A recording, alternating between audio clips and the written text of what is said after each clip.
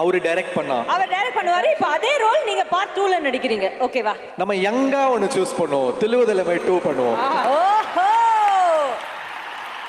Actually ராயன்ல வந்து என்ன வந்து அந்த பிரதர் கேரக்டர் பண்ண சொன்னாரு. உண்மையாவே அதுல வந்து ஒரு பிட்ரேயல் இருந்ததுனால நான் பண்ணல. சரி, அந்த பிட்ரேயல் வந்து நம்ம அப்படி ஒரு விஷயம் கூட என் நண்பனுக்கு கொடுக்க கூடாது அப்படின்னு அதை நான் பண்ண மாட்டேன். அந்த 4 பேர் லிஸ்ட்ல நான் என்னைக்குமே இருக்க மாட்டேன். சரி சார்.